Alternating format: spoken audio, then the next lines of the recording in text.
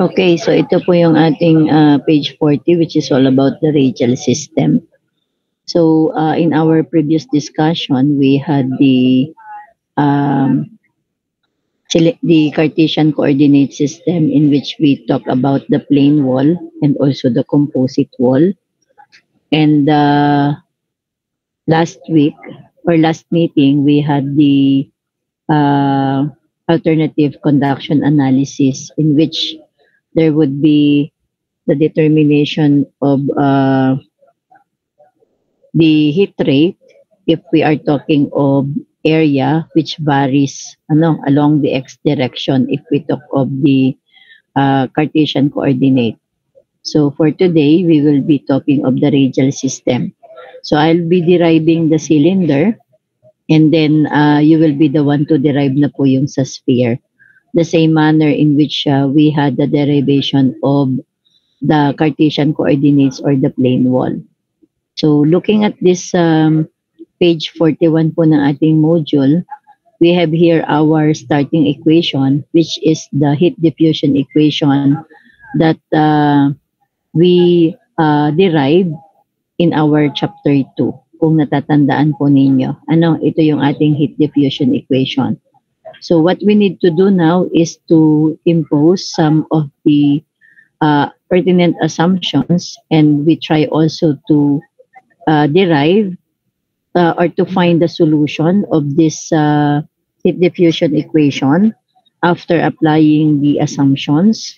And then after finding the solution, that is your temperature distribution, we need to take the first derivative and to apply it to Fourier's law in order for us to find the heat rate. And then after finding the heat rate, you are then to apply the definition of our thermal resistance, which is the ratio of the driving potential to that of the heat rate. So you will have your thermal resistance. And also, if we will be having composite cylinder, what would be our equivalent thermal circuit? So ito po yung mga nandyan sa ating module. Pero ang andyan lang is the final equation. So let us try to show the derivation of this, kung paano natin nakuha ito.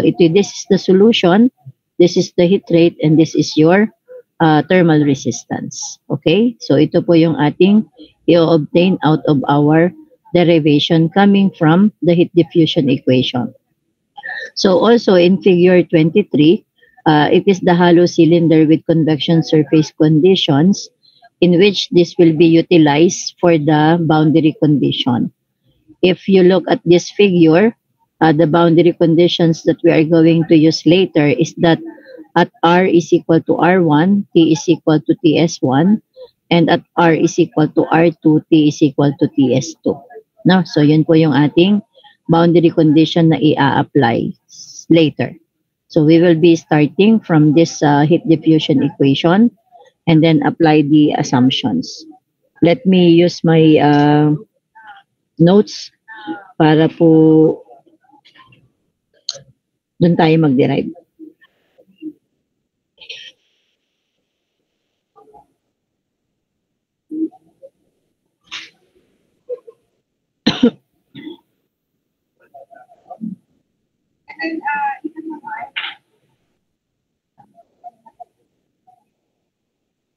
Okay po, kita nyo na po yung notes. Yes po, ma'am. Okay, thank you. Sige, dito po tayo mag-derive ng ating solution ng ating heat diffusion equation. So what we have is again itong ating heat diffusion equation.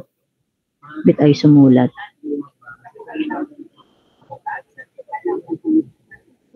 Okay, so ito po yung ating HDE for cylindrical coordinates. No, yun nandun po sa ating module on page 41. So you have here 1 over r, the partial derivative with respect to r, of k, r, the partial derivative or the temperature gradient along the r, plus 1 over r squared times the partial derivative with respect to phi of k times the temperature gradient along the phi plus the partial derivative with respect to z of k times the temperature gradient along the z plus you have there your q mole is equal to rho Cp, the temperature, the time rate of temperature change. Okay, that is our initial equation. And then we will be applying the assumptions. What are the assumptions? First, we assume steady state condition. So when we say steady state, the temperature change is unaffected by time, so this is equal to 0. Then, second assumption is that we assume no internal heat generation. If there is no internal heat generation, then this is equal to 0. Third assumption is we say constant properties or say one-dimensional muna tayo. One-dimensional in r direction. Okay, so if it is in r direction, so this is 0, this is also 0. No? So, we will be having this equation now, yung nandoon sa ating second equation on page 41. So, yung 1 over r, the derivative with respect to r of kr, then the temperature gradient with respect to r is equal to 0. But let us also assume that it is constant properties. So, kung constant properties po yan, we will take out yung ating k, and then we divide both sides of the equation by k.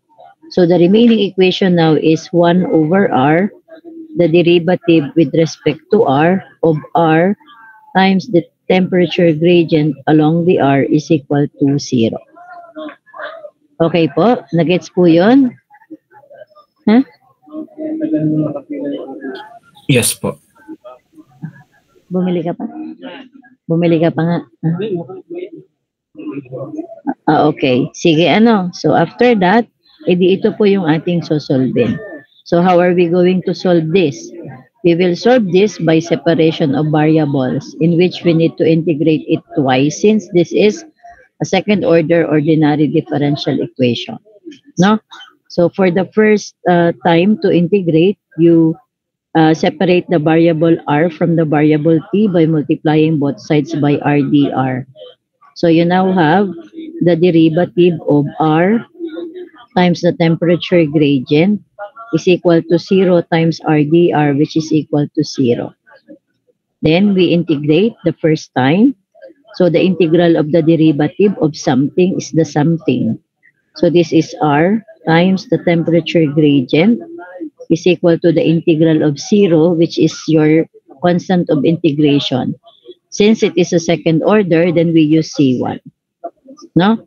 And then, the next one is to separate again your T from R. So, you multiply both sides by dr over R. So, you now have your dt is equal to C1 dr over R. Then, you integrate for the second time.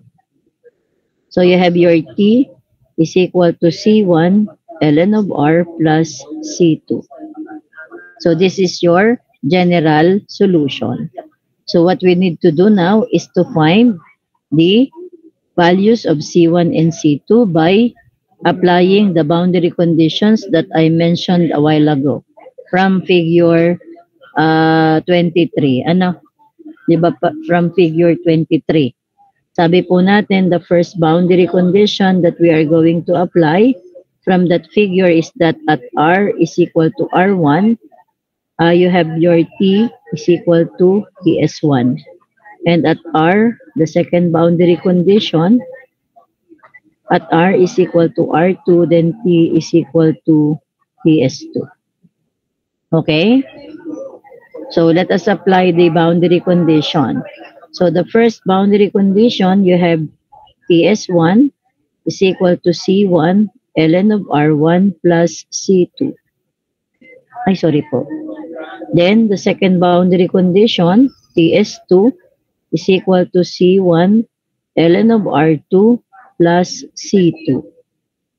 Okay, so we need to eliminate C1 or C2, and then we find one of the unknowns, then later we substitute until we find the other unknown. So in order for us to find the unknowns, let us subtract these two equations. Equation 1 minus equation 2.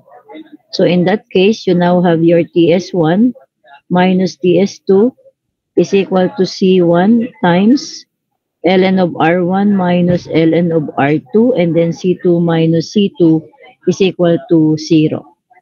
And in that case, you can have your C1 to be equal to TS1 minus TS2 divided by ln of R1 minus ln of R2. And we apply the property of natural logarithm. So that is simply equal to ln of R1 over R2. Now, property po ng natural logarithm. So that is your C1. And then, having your C1, we substitute C1 to equation 1. Now, kung isa-substitute po natin dito sa 1, then you have your TS1 is equal to our C1, which is TS1 minus TS2 divided by ln of R1 over R2 and then plus C2. Okay? So in that case, you can find your C2 now. So therefore, your C2 is equal to TS1 minus the quantity TS1 minus TS2 divided by ln of R1 over R2. So you now have your C2. So therefore, to find the particular solution, we substitute it here. No? Ito yung ating general solution. So T is equal to C1 ln of R plus C2. So therefore, your T as a function of R is equal to, sabi natin ay, C1 ln of R. So ang atin pong C1 ay TS1 minus TS2 divided by ln of quantity R1 over R2 times ln of R and then plus C2. Ito po yung ating C2. So TS1 minus the quantity TS1 minus TS2 divided by ln of R1 over R2. Okay? So with that, as you can see, yung ating pong first term at saka yung second term, common po yung TS1 minus TS2 over ln of R1 over R2. No? So factor out po natin. So that is the quantity TS1 minus TS2 divided by ln of R1 over R2. So times, ang natira po sa kanya, sa first term po ay ln of R, and then,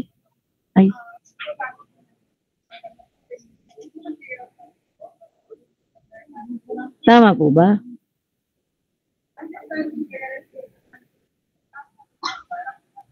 Tama po? Yes po. Iko, may mali ba? Napansin ko lang po na sa TS2 po ginamit yung C1 po.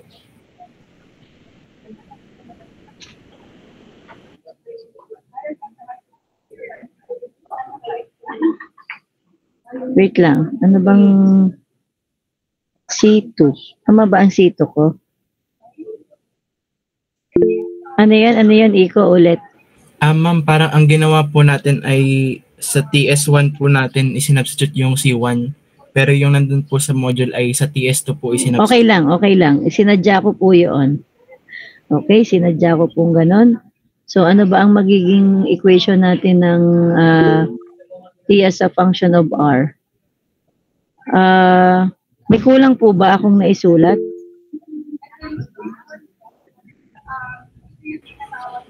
Yes, yung R2, bet nawala yung R2 ko. Ano po ang kulang? Permission to speak po. Yes, go ahead, go ahead. Doon po ay nagkulong po ng ln R1 po.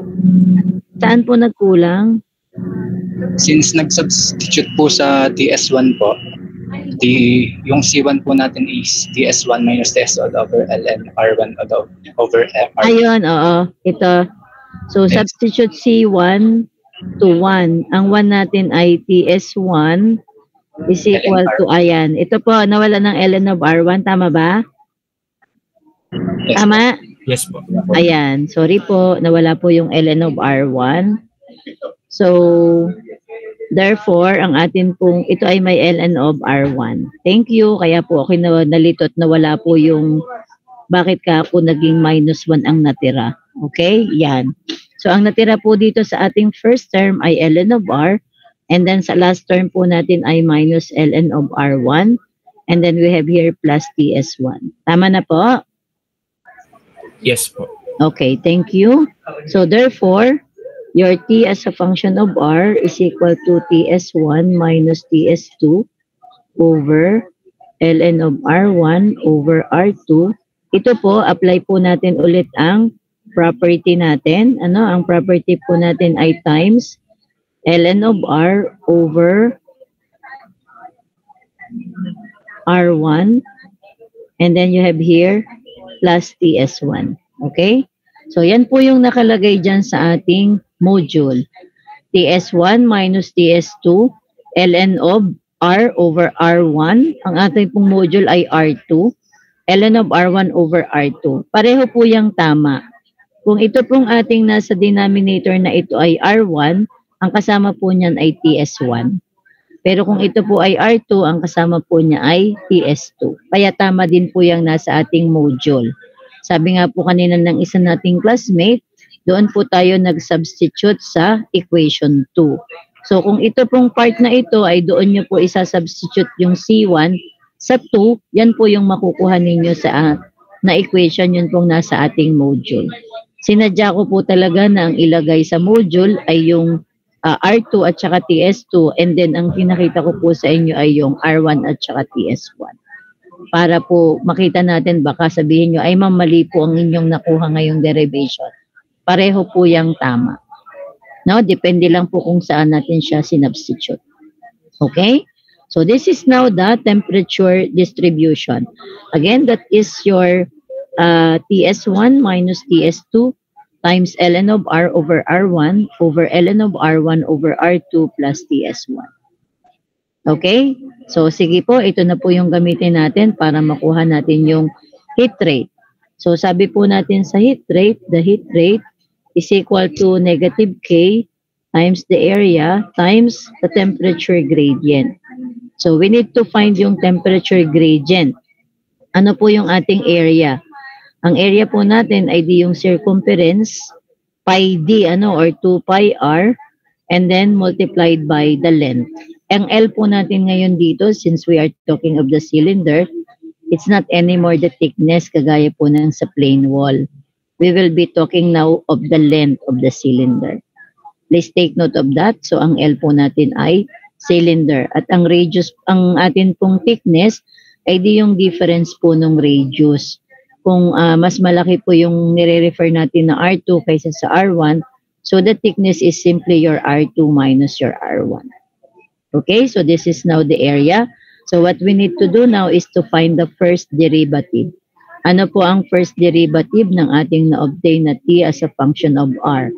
So your temperature gradient for the first derivative, so since andito lang po sa multiplier, yung ating R, ay di nandun lang po yung ating first derivative. So, first term times the derivative of the second term. So, that is simply your TS1 minus TS2 divided by ln of R1 over R2. No? Times derivative po ng ln of R over R1. Ano po ang derivative ng ln of R over R1? So, if you have U, if we let U to be R over R1, ano po ang du? So, parang ln of U po tayo. Ano po ang derivative ng ln of U? D over U. Tama po? Okay, so therefore, ano po ang DU natin? R lang po yung ating variable. So that is simply R1 times 1 minus R times 0 divided by R1 square. Tama po ba yun? So that is simply equal to 1 over R1, no?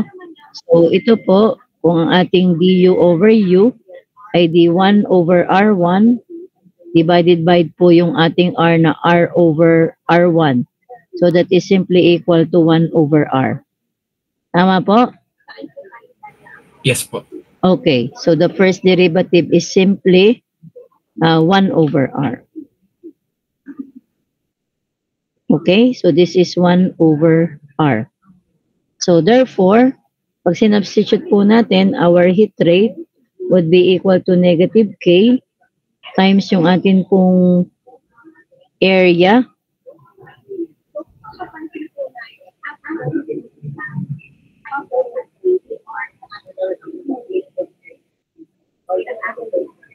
Negative po ba? Hindi, ano? Yes po. Ma'am, parang yes po, negative po. Then parang i-distribute po in other ways po.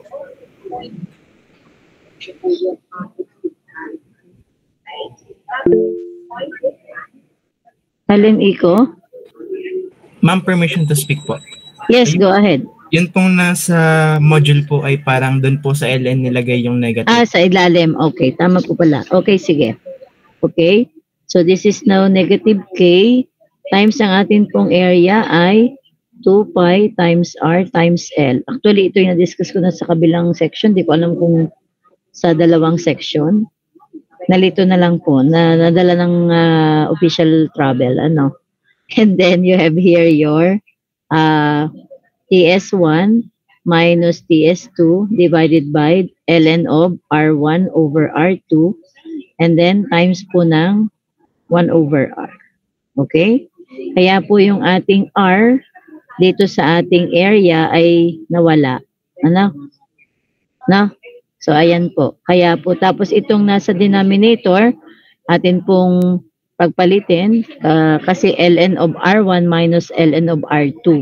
So, gagawin po natin na ln of R2 minus ln of R1. So, therefore, it is now equal to 2 pi KL times TS1 minus TS2 divided by ln of R2 over R1. No? So, ayun po yung ating heat rate.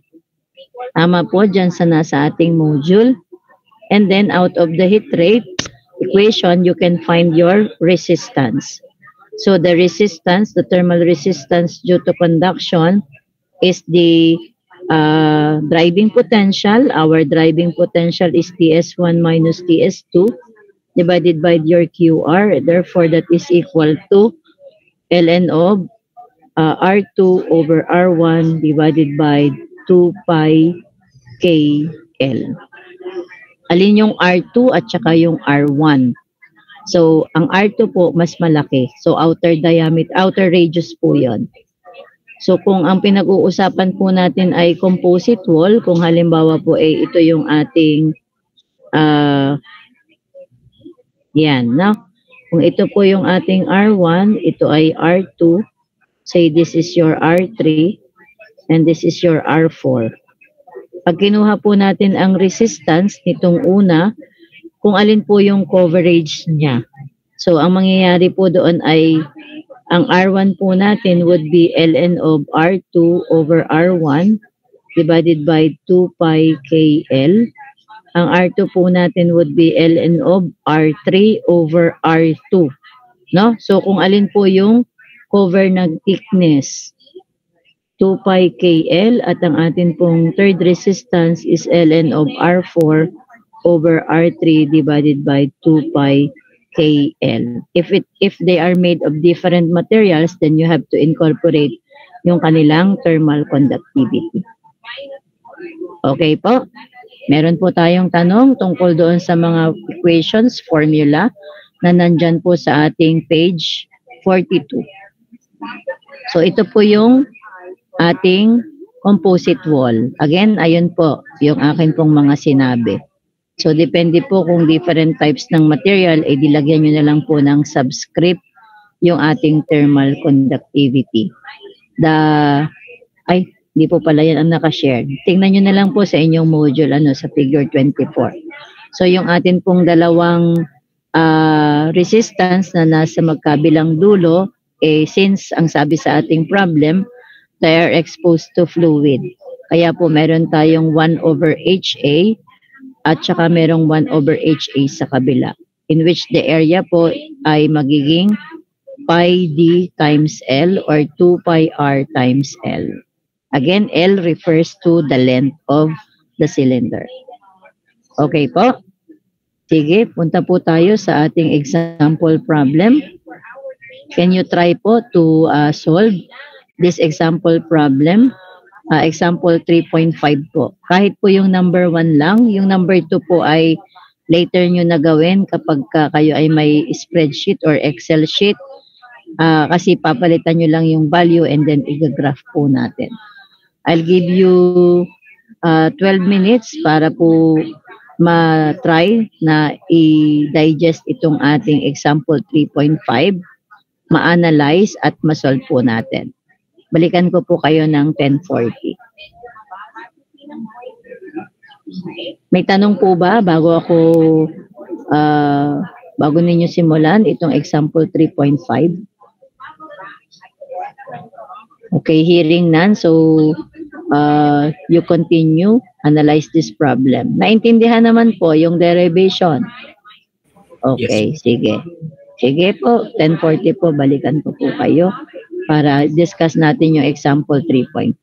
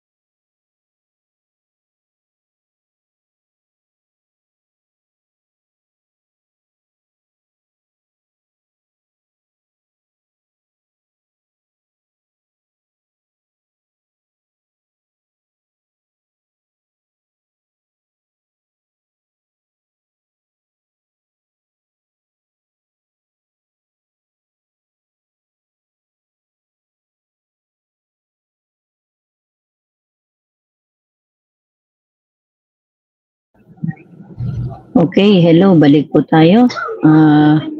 Sino pong gusto mag-try para po sa ating solution ng example 3.5? Meron po bang gustong mag-try? Okay, yes, Iko, go ahead. Ma'am, question lang po muna. Yes. Ang napalabas ko po kasi ay naka-exponential po. Naka-exponential po ba ma'am yung sagot po? Ano naka-exponential? What do you mean? Ang ginamit ko po ma'am kasi na ay yung pong QR po. Tapos para po Ano bang tinatanong sa atin?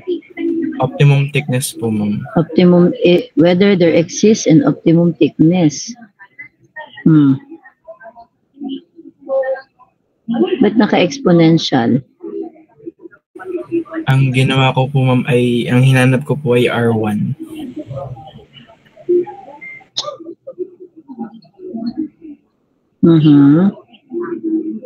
Sige, discussin na lang natin. Sige, punta po tayo sa ating example problem. Saan ba yun? Wait. Ito, yung the possible existence of an optimum insulation thickness for radial system is suggested by presence of competing effects associated with an increase in its thickness. In this particular, although the conduction resistance increases with the addition of insulation, the convection resistance decreases due to increasing outer surface area. Hence, there may exist an insulation thickness that minimizes heat loss by maximizing the total resistance to heat transfer. Resolve this issue by considering the following system. A thin-walled copper tube of radius R is used to transport a low-temperature refrigerant, and it is at temperature T that is less than that of the ambient air at Z around the tube. Is there an optimum thickness associated with application of insulation to the tube? So parang yung ating problem is dinidetermine natin kung meron bang optimum thickness para masabi natin na magkakaroon siya ng effect as insulation doon sa ating setup, no? So didetermine lang natin kung meron ba o wala. Okay? So in this kind of problem, since we are talking of optimization, no? Sabi dito ay minimizing heat loss. No, 'di ba kung i-minimize natin yung heat loss, ibig sabihin ay mataas yung ating total resistance kasi sila ay inversely proportional. No, so pag malaki yung R total, mas maliit yung ating heat loss. Okay? So the solution to this kind of problem will actually involve yung knowledge ninyo ng calculus. Natatandaan nyo pa yung minima, maxima, and minima? No? So doon po natin siya idadaan sa ganong solution. So for the known in the problem, known is yung ating radius ng ating copper tube, radius Ri, and temperature Ti, to be insulated from the ambient air. And you are asked whether there exists an optimum insulation thickness that minimizes the heat transfer rate as mentioned. So yung number 2, again, later nyo na po yun gagawin. You may use your Excel sheet para mag-graph po natin. So doon lang tayo sa unang requirement natin. So for the schematic representation, it is somewhat similar to that of the graphical representation that we had for the cylinder, na meron po tayong material in which you have your radius R, and then you have yung ating Ri na sinasabi doon sa ating problem. So hahanapin po natin kung ano po yung insulation thickness. So kung ito yung original natin, no? At ito po yung ating insulation. Okay? So you have here your Ri, and then say you have here your R. And then you have there the this is your insulation. Ano ito po? Tinatanong sa atin ano daw ang optimum thickness or kung meron bang optimum thickness na kailangan para po ma-minimize natin yung ating heat transfer rate. Okay, so for our assumptions, you will be assuming steady state, one-dimensional in the radial direction, constant properties, and then no internal heat generation. You can also have the assumption that there is or the radiation heat exchange is negligible since wala naman pong binigay na data about the surroundings. What you have to do is to find yung ating properties. Ay, pang ano po pala yun. Anyway, meron din po tayong insulation. Yung sa number 2 po pala yun. Yung ating cellular glass. So, doon lang po tayo sa number 1. So, pwede nyo pong mamaya nyo po kuhanin yung properties. Okay. So, pag ginawan po natin siya ng thermal resistance, you will be having yung ating dalawang temperature points, yung ating TI, at saka po yung ating temperature ng fluid. Pero may isa po tayong temperature dito kasi gawa po nitong surface temperature po na ito. Ano? So, you have here yung ating TI at saka po yung ating this surface temperature. Ang meron po natin doon is due to thickness ng ating insulation material. So, yun po yung ln of R over Ri base po sa figure divided by your 2 pi k. Since wala naman pong binigay na length, so it is per unit length. No? And then, ito pong surface at saka yung ating fluid ay d1 over 2 pi R times H. Again, wala po ulit length. No? So, since ang sabi po sa atin ay transport to a low temperature refrigerant, so it means na ang atin pong heat flow ay ito. So, this is your Q prime. Q prime kasi is per unit length. No? So, ayan po yung ating thermal circuit equivalent. Okay, so paano po natin i-determine ngayon yung ating R or yung ating optimum thickness? So with this, pag kinuha po natin yung ating total resistance, the total resistance would be the sum po nitong dalawa. Okay? So yung atin pong ln of R over Ri divided by 2 pi k and then plus 1 over 2 pi RH. And also, knowing that our heat rate or the heat rate per unit length ng ating Q prime would be equal to the temperature difference divided by yung ating total resistance. No? Diba yan yung ating formula ng ating heat rate or coming from the resistance.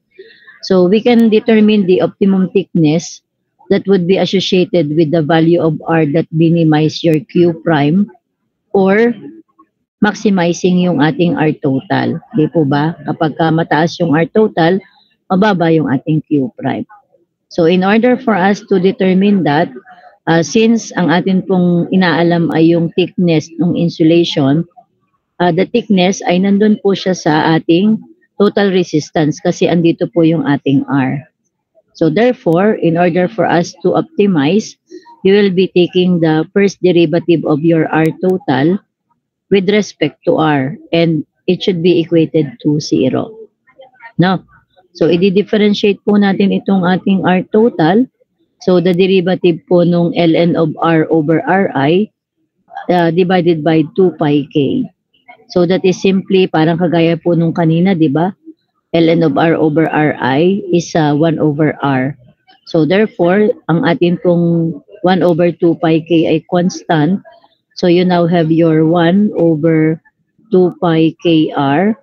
And then, yun pong ating derivative ng ating 1 over 2 pi rh is simply 1, yung atin pong 2 pi h ay constant. derivative po ng ating r to the negative 1 is negative 1 r to the negative 2 or simply negative 1 over r square. Kaya po ito ay magkakaroon ng 1 minus 2 pi r squared h is equal to 0.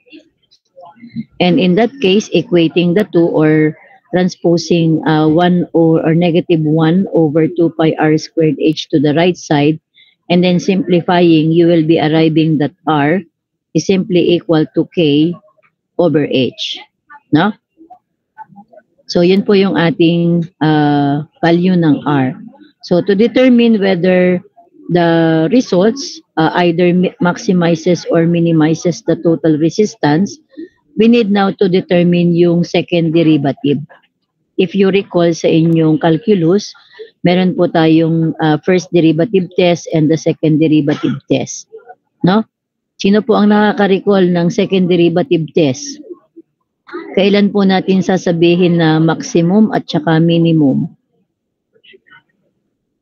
So if you take now the second derivative of r, total with respect to r, no, ito po yung ating first derivative, di ba? Ito po yung ating first derivative. So isa second derivative po natin. So pag kinuha po natin ang second derivative, it is simply equal to 1 over, so 2 pi k po is constant, so that would be 2 pi k r squared. And then, yun pong ating 1 over 2 pi r squared h, pag dinifferentiate po natin ulit, so magiging positive na po kasi r to the negative 2. Ano? So that would be negative of negative 2 r to the negative 3. So makakancel po yung 2, kaya magiging positive 1 over pi r cubed h. Tama po ba? Yes, Iko. Ma'am, hindi po ba negative po yung first term? Yes, negative po pala ito. Sorry. Yan, negative po yun kasi nga r, 1 over r po yun. Derivative is negative r to the negative 2 or negative 1 over r square. Okay? So, when you take r is equal to k over h, no, kung kukunin po natin na ang k ay equal, ang r natin ay equal sa k over h, so, pag pinactor out po natin yung r squared, so, sorry, ito po yung second derivative. So, ano po bang common sa atin? Yung pwede po natin kuhanin yung anong common sa kanila? 1 over pi kr squared, tama ba? kr squared times, ano pong natira? 1 over sorry po. Ito po ay papalitan muna natin yung r ng k over h. R is k over h para po natin ma-factor out. Okay, so this is negative 1 over 2 pi k, tapos ang r squared po ay k squared over h squared plus 1 over pi times k cube over h cube times h. Okay? So, naging ano na po siya? Negative 1 over 2 pi k cube over h squared plus 1 over pi k cube over h squared. Tama?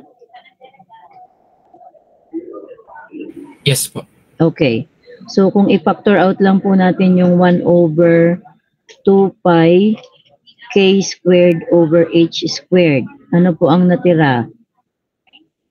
Positive po ito. Ano pong natira natin? So, ang may positive po natin, ay di ito munang dito sa second term. So, that is simply 1 over k. Ay, hindi po natin isama ang 2 kasi wala naman pong 2 doon sa isa. Yan. So, ang nandito po ay 1 over k minus 1 over 2k. Tama po? Yes, Iko. Ma'am, pwede po bang ilabas na din po yung isa pa pong k sa baba? Pwede rin naman siyang ilabas, but then since ang ating equivalent ng R ay K over H, kaya po pinagpapareho natin yung kanyang exponent. Kaya po itong ating K squared over H squared is simply R squared. Okay? So, with that, pag tinignan po natin yung ating value na ito, which is simply, kung isi-simplify natin yung sinasabi ni Iko, it is simply equal to 1 over, kasi pag minus po natin ito, anong equivalent?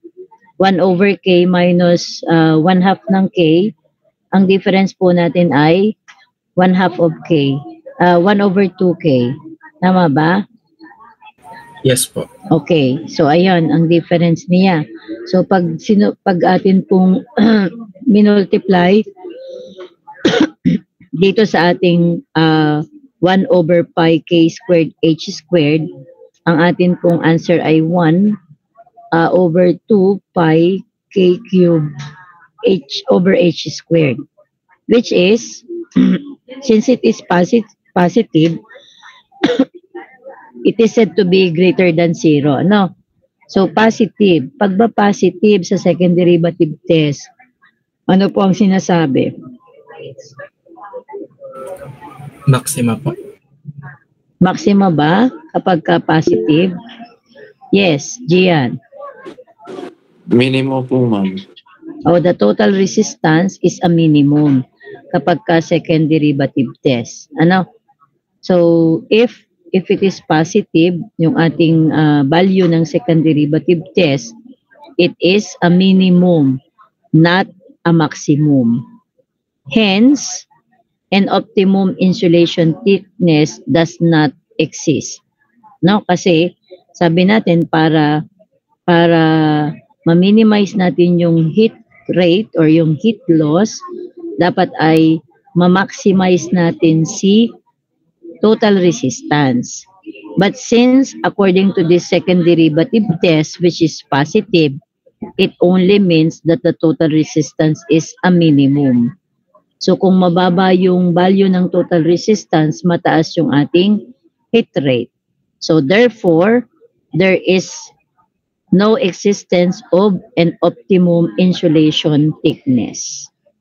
Okay, that will provide the minimum heat loss. Kasi nga, ang binibigay sa atin is minimum na total resistance. Okay? So, from that, we can make use of the so-called critical insulation radius, in which it maximizes the heat transfer. That is, kumbaga, iyon na yung pinaka-equation na gagamitin natin, in which the value of our heat rate increases with the increasing value of R, in which that is the insulation thickness, and above that value of the heat rate will decrease with increasing value of R. So ano yung critical radius? Di yung critical radius natin, yung nakuha natin na K over H. Okay? So, you will find this value, sabi natin is, the heat rate will increase with increasing value of this R, while above, and above which your heat rate will decrease with increasing R. So, yun yung critical point, Parang, yan yung boundary natin na magsasabi na ano yung value ng ating heat rate. So you need to determine this value. And as you see, it is only a function of your thermal conductivity and your H value. It's not a function of the thickness. So walang sinasabi about the thickness. So it's just the critical radius na kinuha natin. Okay? So again, you have to continue the problem. For the part 2 or number 2, you may use your Excel sheet. You can graph it kasi magbabari lang po dyan yung thickness. No? So, nakalagay po dyan ay insulation thickness na 0, 2, 5, 10, 20, and 40 millimeter. So, try to provide the graph. You can make use the Excel para mas madali po nating masolve. Kasi papalitan mo lang is yung thickness. Okay? And then, yun pong ating sphere. I'm not sure kung naisama ko po ba sa problem set.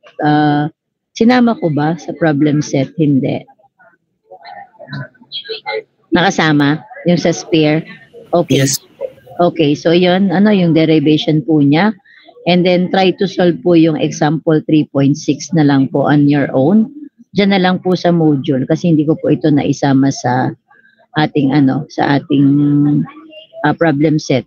Correction lang po yung ating density, that is 2 times 10 to the 5th po yun, hindi 2 times 105. 2 times 10 to the 5th. Joule per, the latent heat po, the latent heat of vaporization. 2 times 10 to the 5th joule per kilogram and density po of 804 kilogram per cubic meter. Okay?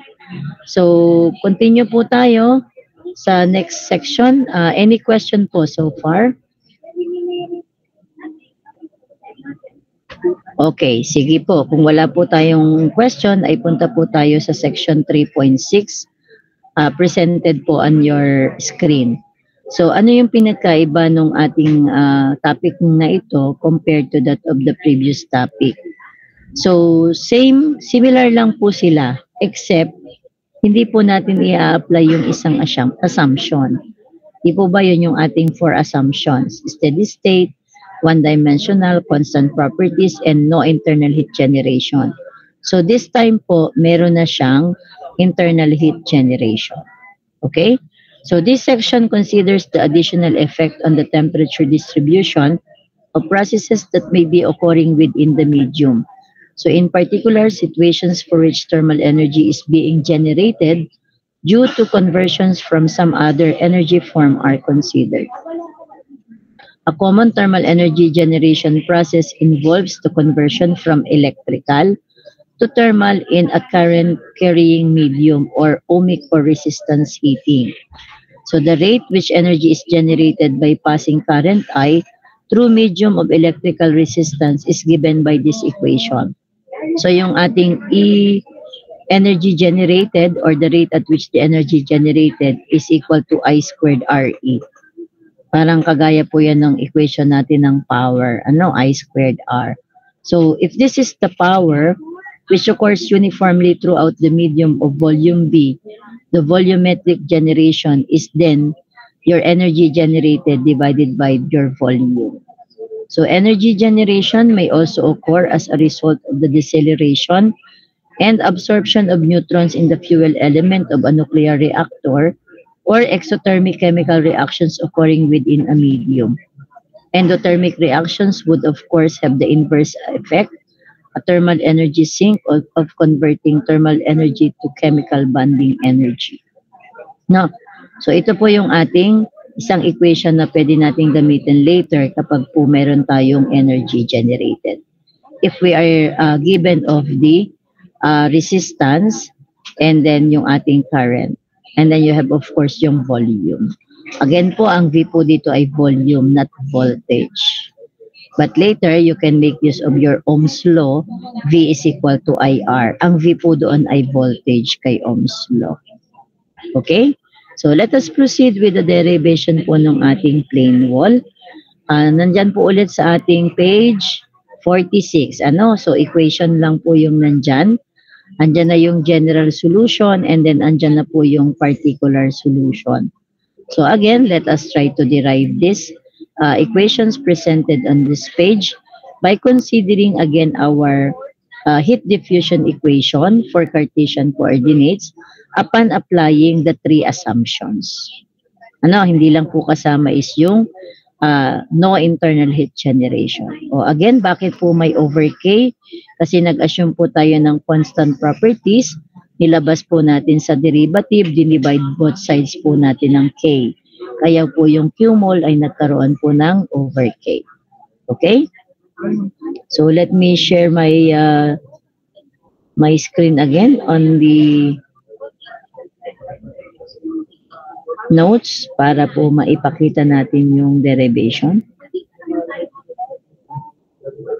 Okay, so ito po So again, magsimula po tayo doon sa ating heat diffusion equation. Kung nare-recall po natin, the partial derivative with respect to x of k times the partial derivative or the temperature gradient along the x plus the partial derivative with respect to y of k times the temperature gradient along the y plus the partial derivative with respect to z of k times the temperature gradient along the z plus q mole is equal to rho Cp times the time rate of temperature change. Again, we apply steady state. This is 0. One-dimensional in x. Constant properties, ilagay po natin dito yung k and then i-divide po both sides po natin ng k. Okay? Kaya po ang natira natin ay the second derivative of t with respect to x plus q mole over k is equal to 0. Okay po? Nagets po kung saan nanggaling ang ating equation? Okay, sige po. Then, sosolvin po natin ito. Again po, this is a second order ordinary differential equation. No? So, pag sinolve po natin yan, you have here the derivative with respect to x of the temperature gradient along the x plus q mole over k is equal to 0. So you multiply both sides by dx. So the derivative of the temperature gradient is equal to negative q mole over k times your dx. Then we integrate both sides. So you have here the temperature gradient is equal to negative q mole over k times x plus the first constant of integration. Okay? And then, after that po is, we again multiply both sides by dx to separate the variable t from x. So you have your dt is negative q mole over k x dx plus c1 dx. So you integrate all terms. So you have your t is equal to negative q mole over k. Integral of x dx is s squared over 2.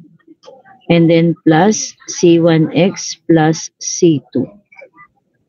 Okay, so yan po yung andyan sa ating page 46, yung atin pong second equation under ng plane wall. Yan po yung ating general solution. Okay, so now, saan po natin kukuhanin yung ating boundary conditions?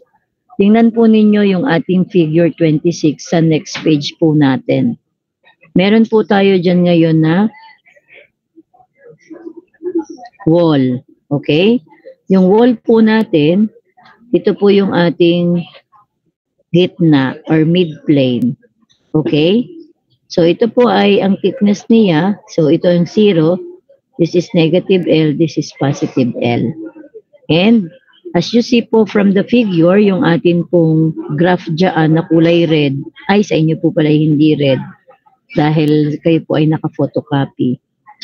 So, nakaganyan po yung ating graph. Okay? So, here po, you have here your TS1 and this is your TS2. So, meron po dito tayong fluid on both sides. And as you see, ito po yung ating temperature distribution. which is asymmetrical.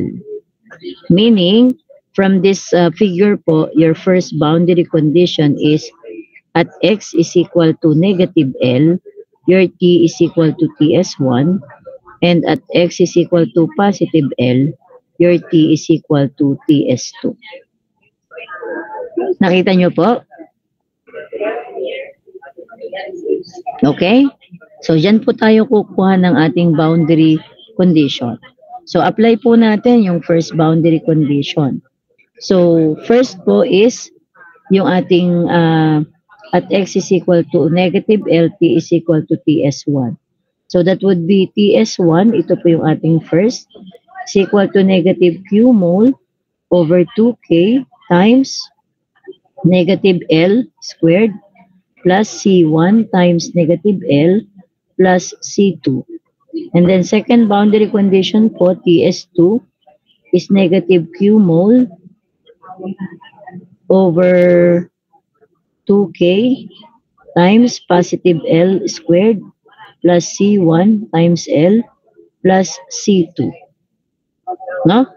So yun pong ating first term ay pareho lang kasi negative L squared is just the same as L squared. No? And then yun pong ating second term, C1 negative L, C1L. Yung ating pong third term, C1, C2, C2. So pwede po nating isubtract yung dalawang equation. So when we subtract the two equation, ano po ang difference? So that would be TS1 minus TS2. So yung first term po natin ay 0 kasi pareho lang po siya, di ba? And then you will have your equal to negative L minus L. So that is negative 2 C1L.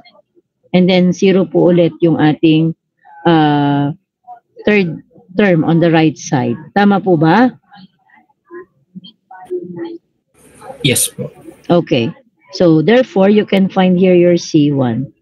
So your C1 is simply TS1 minus TS2 divided by negative 2L, or simply TS2 minus TS1 divided by 2L. So yan po yung ating C1.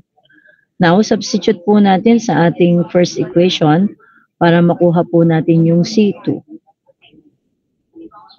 No? So, i-substitute po natin sa 1 yung ating C1. So, that is your TS1 is equal to negative Q mole over 2K. Negative L squared is simply L squared. Plus, ang atin pong C1 ay TS2 minus negative L din naman po pala yun. So, pwedeng gamitin ko na is yung may negative, no? Yun na pong kabila. So, TS1 minus TS2 divided by negative 2L.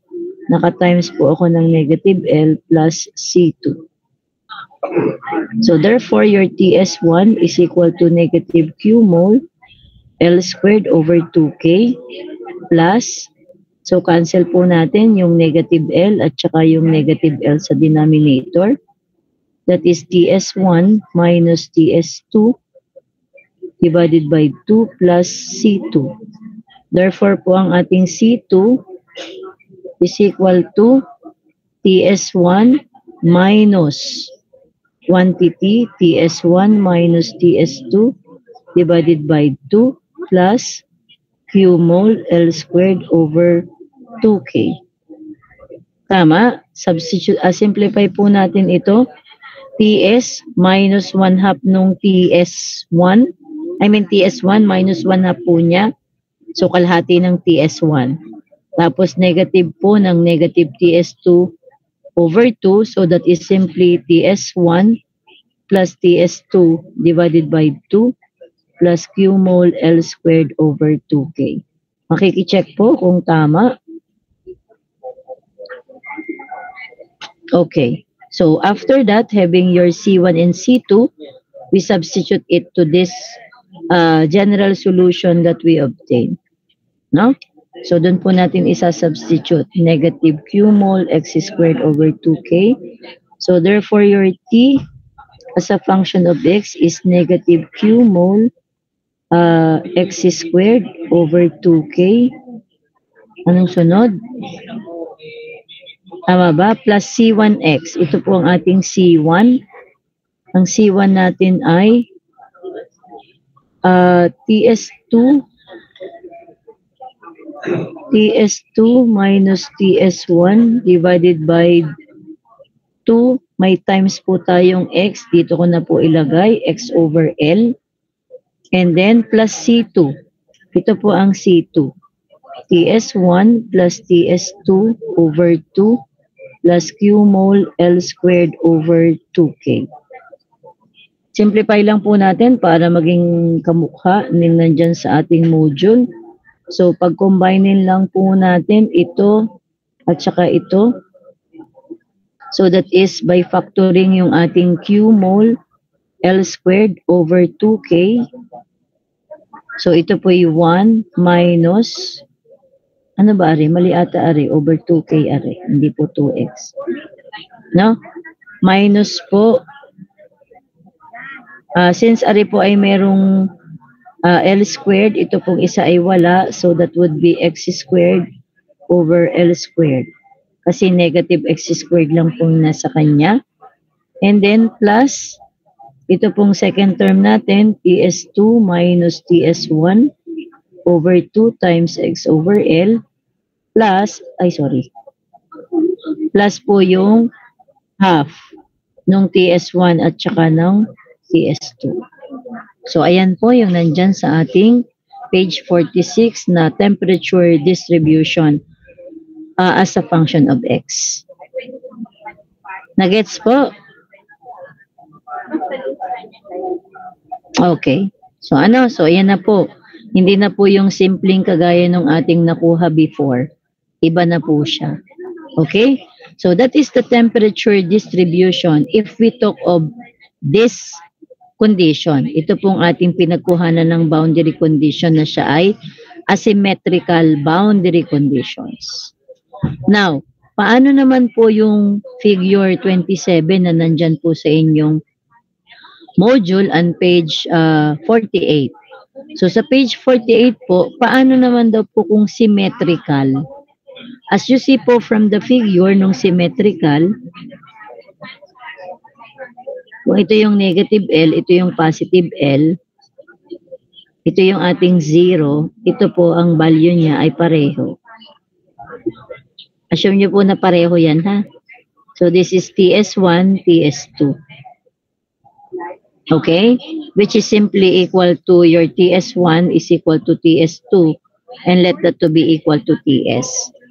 So kung babalikan lang po natin yung ating equation na itong nakuha natin sa asymmetrical, i-apply po natin na ang TS1 ay equal sa TS2 and let us use TS. What will be the equation? So the equation would be T as a function of X is equal to Q mole L squared over 2K times 1 minus X squared over L squared. Kung ang TS2 po ay equal sa TS1, so TS minus TS, so magiging 0 na po yun. And then, TS plus TS over 2. So 2TS over 2, so that is simply equal to TS. No? So again po, ito po ay ginawa nating TS minus TS. So this is 0. And this one po is TS plus TS divided by 2. So that is simply TS. Okay? So ito naman po yung ating equation kapag po sinabi natin na symmetrical. Okay? Symmetrical boundary conditions. Okay. So what if naman po yung ating nasa figure 27 sa inyong module, yung nasa right side?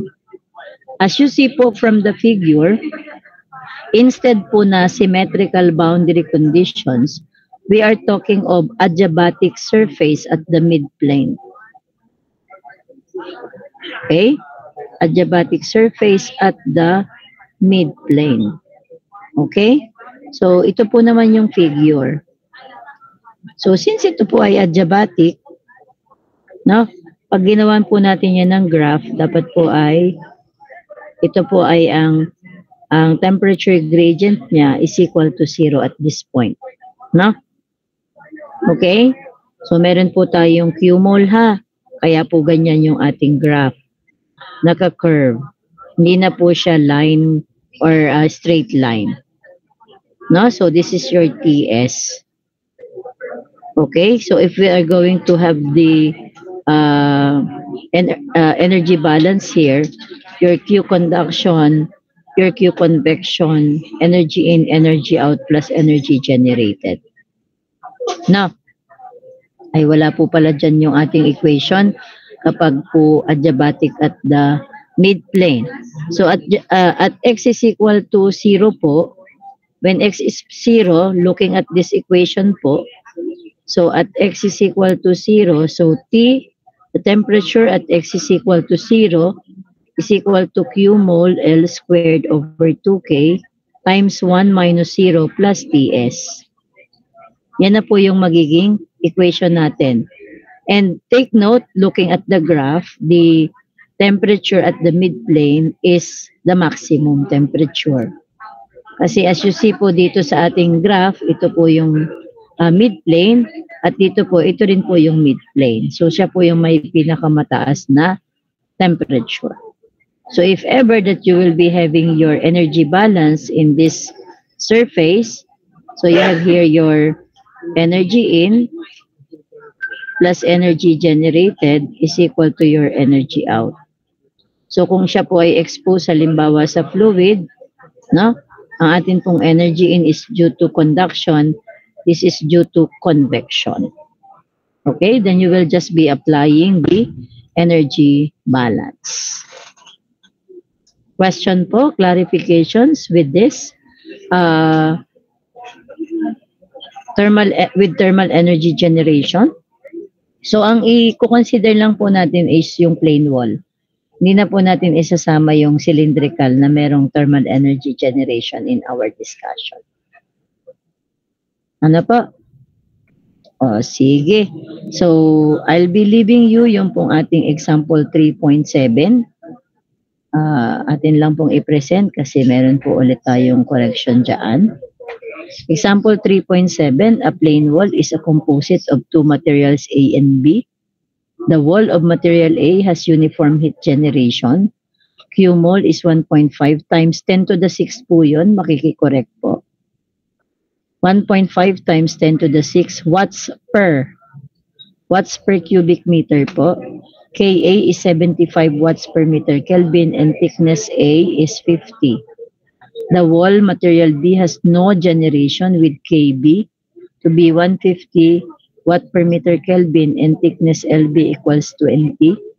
The inner surface of material A is well insulated, while the outer surface of material B is cooled by a water stream with temperature of fluid equals 30 and H equals 1000 watts per square meter Kelvin. Sketch the temperature distribution that exists in the composite under steady state condition and determine the temperature TO of the insulated surface and the temperature T2 of the cooled surface. Okay, so I'll be leaving you with this example problem.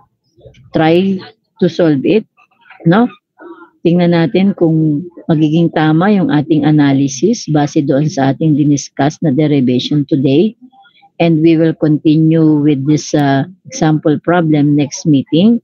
And we will proceed with with chapter 4. Diretso na po tayo ng chapter 4 kasi malapit na po ang midterm exam. Base po sa ating course information syllabus, parang hanggang dito po yung ating midterm exam sa atin pong chapter 4. No, sa atin pong chapter 4, you have to review po yung inyong knowledge na na-gain sa advanced engineering mathematics or advanced mathematics for ME. Particularly po yung solving system of linear equations using matrix inversion, using Gauss-Jordan method or Gaussian elimination method, or yung atin pong Gauss-Seidel iteration. Or pwede rin naman po yung Cramer's rule. But since we will be talking of more equations, meaning more unknowns, advisable po is the use of Gauss-Seidel and the use of Gauss-Jordan method. No? Pwede rin pong matrix inversion pero matagal po kapag ka manual. Pag po inalaw ko sa inyo yung Excel sheet, it would be easier kapag po ginamit din natin is yung iba't ibang method na yon. But again, you have to review how to do it. No? Kasi hindi naman po palagi na nandyan si Excel sheet. And you cannot use Excel sheet if you do not know how to input the formula and what formula are you going to input. Kung sa inyo pong advanced math dati, binibigay po natin yung equations, dito po, kayo po ang magfo-form ng equations and then kayo po rin yung magsosolve. No? So, hindi ko alam kung meron ba akong nilagay dito na example na, wala po kasi dyan po natin sosolven. No? Dyan po natin sosolven. So, magfo-form po tayo ng equation. Kung dati po sa advanced math, given na yung equation, sosolven nyo lang. Dito, tayo po ang magfo-form ng equation at tayo rin po yung magsosolve. So, dapat yung parte ng solution or ng pagsosolve ng mga gagawin nating equation, dapat kaya nyo na yun kasi yun po ay application na ng advanced math. Ang atin pong ituturo dito is how are you going to form those equations? Those so-called finite difference equation. Okay? So, again, focus po tayo doon sa example 3.7 and try to read, understand yung atin pong chapter 4 para po mas mabilis tayo ng konti sa ating discussion and review din pong ating different methods in solving system of linear equations with M equations in M unknowns. They are equal po. No? Kung ilan po yung unknowns, yun din po yung dami ng equation. Okay? So, meron pong question or clarifications?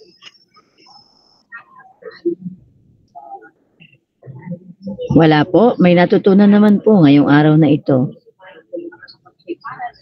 Okay, sana yung natutunan nyo po today ay mai-apply po natin. No, especially sa atin pong midterm exam, final exam, and in your higher courses, baka ma-apply natin siya sa inyong capstone project or sa project study, and of course, in real life situation in which you are talking of heat transfer. Okay, so with that, thank you very much and see you next meeting. Thank you po, ma'am. Thank you po. Thank you. Thank you po. Thank you po.